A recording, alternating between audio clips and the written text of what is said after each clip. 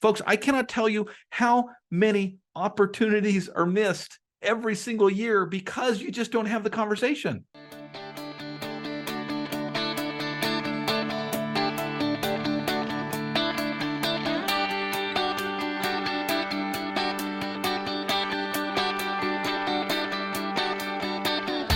Originating from deep inside the Rocky Mountains, transported through the power of the internet, and arriving inside your tiny earbuds.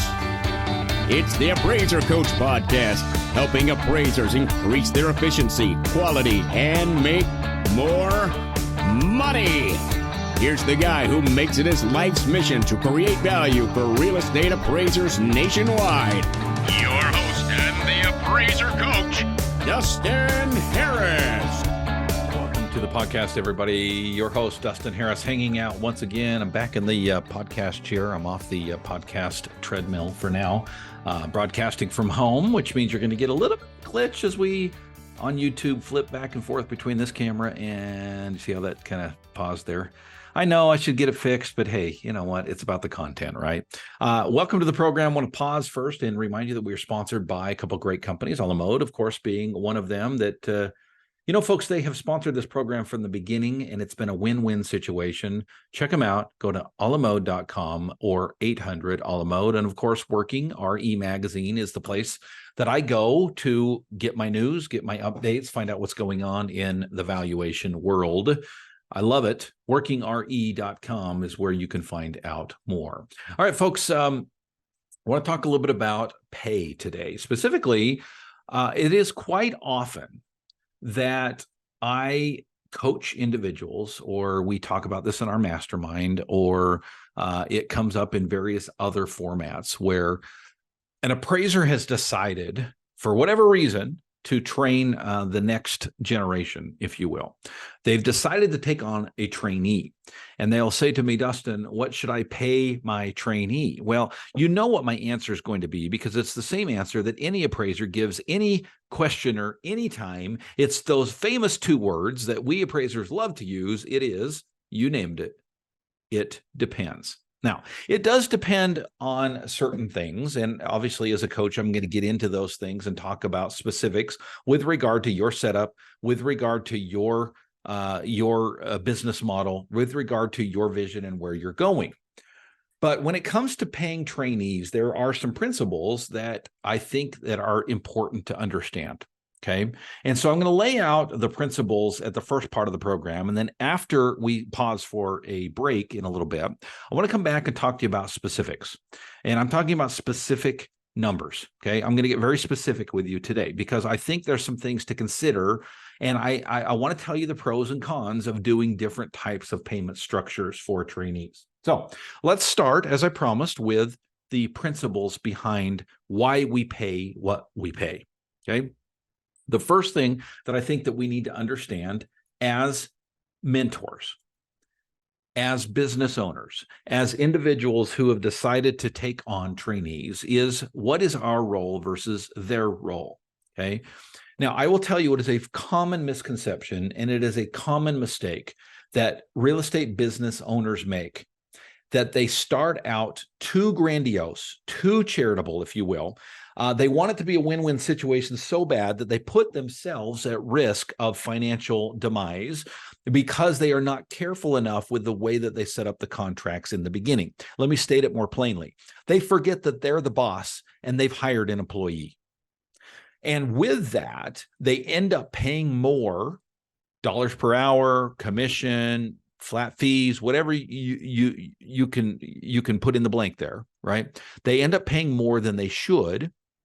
And as they say, you can always take the bit out of the horse's mouth, but you can never put the bit back in the horse's mouth down the road, right? In other words, you've got to train up a child in the way that he or she should go. And when they're old, they won't depart from it, to quote a famous scripture. The idea here is that you can better train people up front and then change things down the road to be more charitable than it is to back off if you've done too much. I've had several opportunities. I'm going to call them opportunities because they're never fun for both sides, right? But they are necessary, when we have to sit down as a business owner and a coach and say, okay, you know what? Your payroll is too high.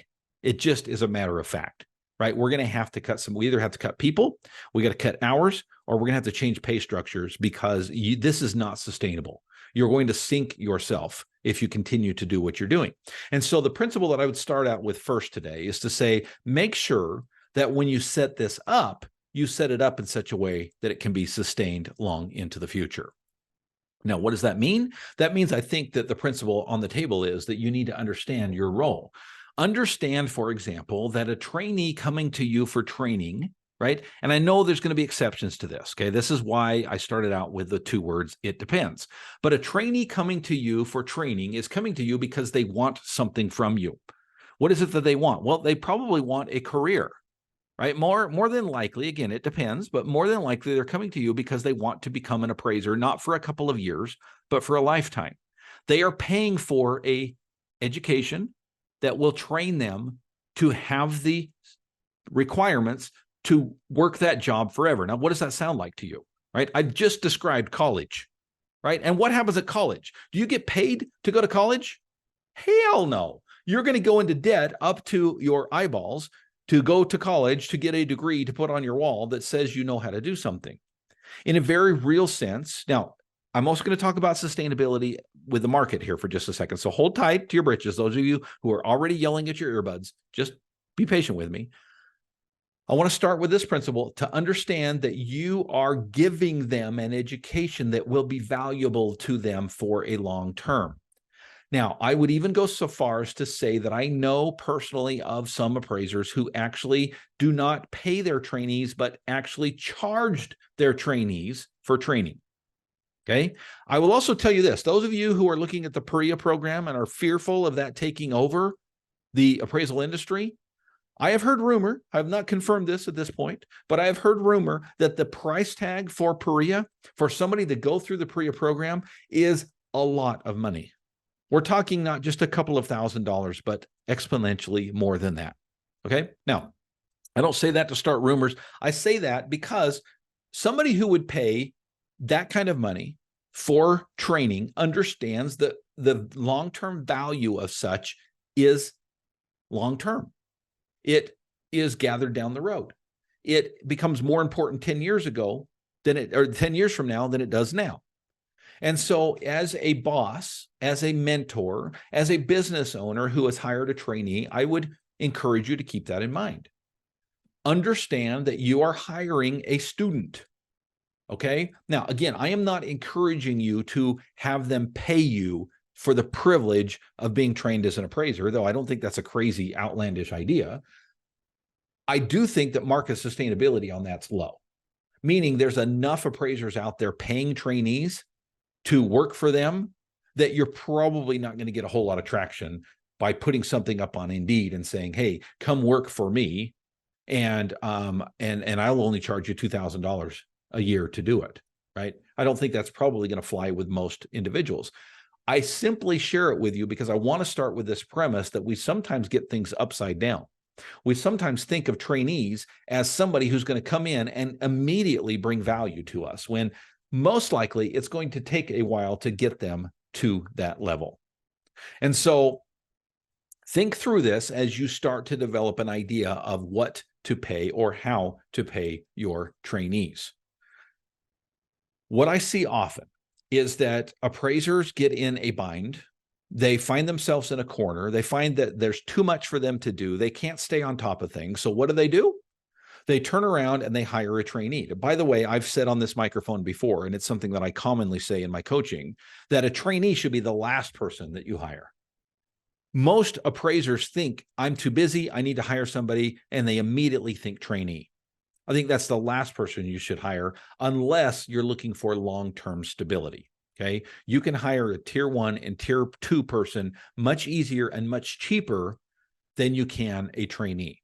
And so as a business model, it's probably more important that you hire that customer service agent or that data entry person or the virtual assistant overseas for a much less cost than you could a trainee, and probably get the same value that you're looking to get out of that trainee.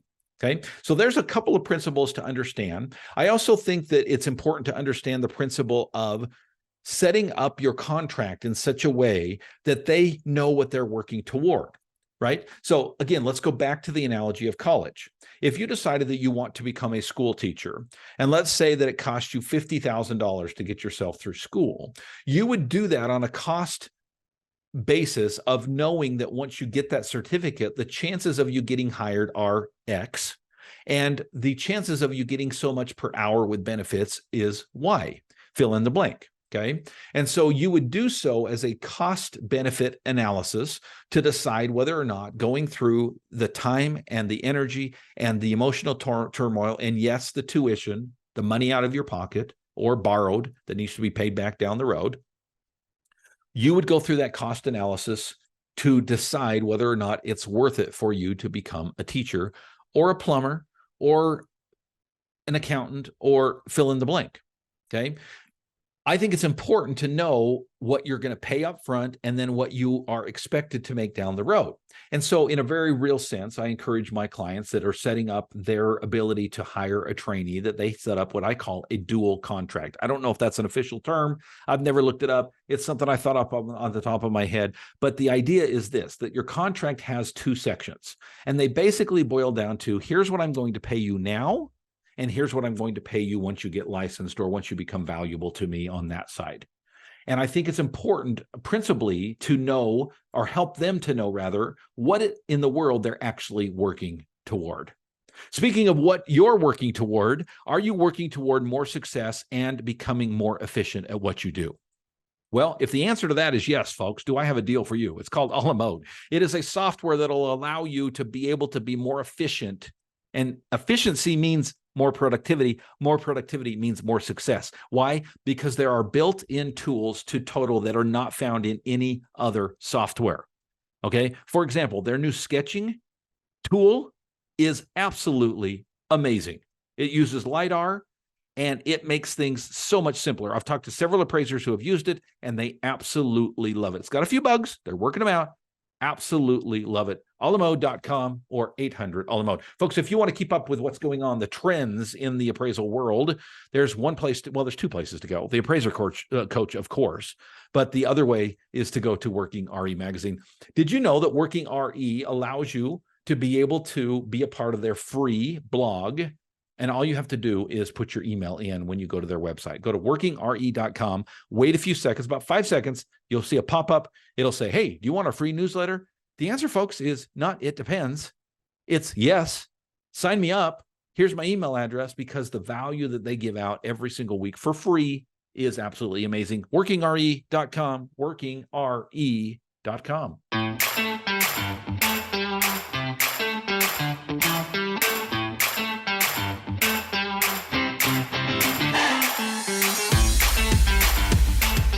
Welcome back to the program, everybody. Those of you who are on YouTube, I've got a couple different cameras in the studio today. My studio is my home studio, a little less intense than my office studio. I'm typically on a walking desk at the office. I'm in my podcast chair. Hi, camera number 2 at home, and I love doing this, folks. We're going on a lot of episodes, like upwards of 900 episodes at this point. It's kind of cool to see how this has grown. And those of you who have not joined me on YouTube, I highly recommend that you do that. It just gives a little different perspective. You get to see my office.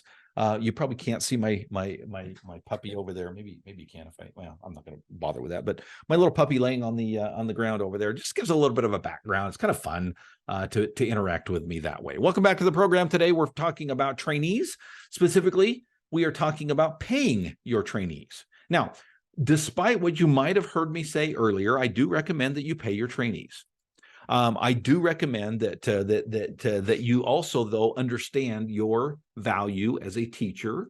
Your time is valuable, right? And what you are actually giving them is hopefully an opportunity to work with you long term. Now, I've given episodes in the past about how to avoid your trainees becoming your competition. We're not going to focus on that today.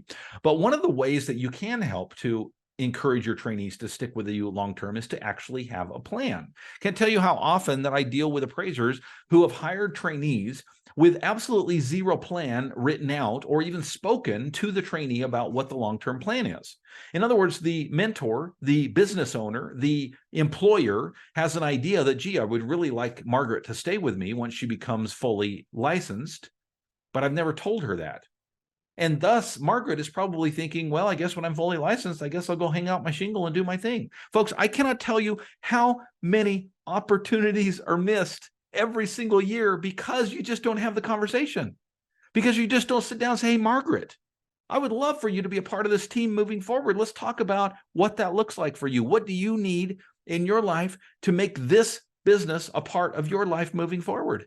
They don't have the conversation, and thus things fall apart. I would suggest and recommend, and I alluded to this before the break, that you have that written out in a contract, a dual purpose contract, that you say, here's what I'll pay you now, here's what I'll pay you down the road. Okay, let's get into the topic that we are here today to talk about, and that is, what do you pay a trainee? If we can all agree that probably paying a trainee is worth it, right?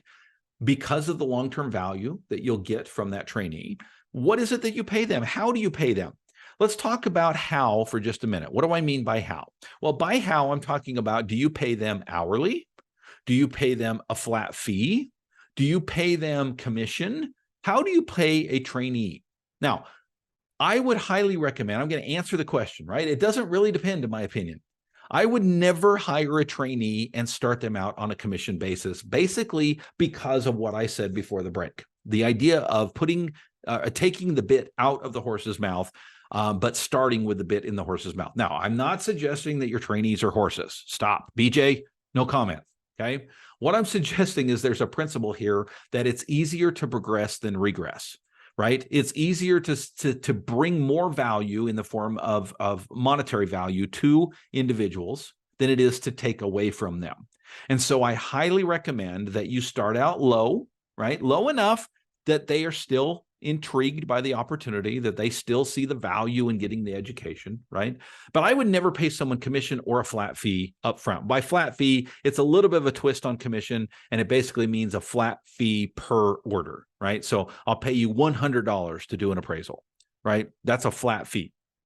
How is that different from commission? Well, commission is more about percentages, right? I'll pay you 10% or 20% or 60% of the overall fee for appraisals, okay? And so I really see three approaches. Now, you could do salary as well. That's another option. But again, we're going to leave that off the table for now because salary is basically hourly anyway. It's just broken down differently, okay? Really, they all come down to hourly, right? How much time does it take you to do an appraisal? How much percentage do you make? It comes down to an hourly. I highly recommend that you start out your trainees on an hourly basis. Now, I can only speak to Idaho. Can't speak to California or New York or any other state out there, but I can speak to Idaho and say that a good going rate for a decent job like this, where you're learning, right? You're not bringing a lot of value to the company, would be to start out about $15 an hour. Okay, that's pretty much where I would start most trainees out. And then I would move them up a little bit here and a little bit there. Most training is going to take at least 2 years. Okay, some can do it in less, some it's going to take a little bit more, but you might want to bump it up every 6 months. You might want to bump it up every 3 months. You might want to do whatever you want to do as far as the value that they bring to you. Okay, but I would personally never pay over $20 per, I shouldn't say ever. Things change down the road. But in today's economy, Dustin Harris for a trainee would pay hourly, and I would do so between $15 and $20 per hour to start. Now, with that, I'm going to have a dual contract that basically says, once you start bringing value back to the company, now that might be before they get licensed, it might be after, but let's just call it when they get licensed, because it's going to be right around that time when they really start bringing value back to the company. At that point, I'm going to move to a commission-based, a percentage-based payment system. Why? It's a system I have used for years and years and years. I've talked and alluded to it a little bit here on the program, but I walk my clients through it all the time. It's this idea of setting up your business in such a way that it is a win-win-win. It works off the profit first system. It works off of a system that is tried and true in the appraisal world, right? And it's the idea of breaking up tasks into certain levels, tier 1, tier 2, tier 3, and then paying people for what they're worth, the value that they're worth. And yet the house, the business, still makes money. Okay. So to synthesize it, to close up today, I will say this. My recommendation as a coach to you is that you pay your trainees hourly upfront, commission-based once they become licensed. Thank you for joining me, folks. By the way, if you want to find and make connections with potential trainees out there, there's a great resource on Facebook. If you're on Facebook, just search for Appraiser Classifieds. Yes, it's what it sounds like. Buying and selling laser measures or computers or clipboards, right? I'm sure there's plenty of clipboards for sale. Anything that has to do with appraisal work can be bought and sold on Appraiser Classifieds, but there's more. Hold your horses. There's also Help Wanted, where I connect supervisors with trainees, and it's absolutely free, folks. It's a free resource for you to become involved in. Appraiser Classifieds on Facebook. Thank you for joining me today, folks, and go create some value. You've been listening to the Appraiser Coach podcast with Dustin Harris. If you like what you hear, please give us a 5-star rating and post a short review on iTunes. For more in-depth insider information on how you can make more money as a real estate appraiser, visit theappraisercoach.com and sign up for the All-Star team today. Thanks for joining us. And now, get out there and create some value.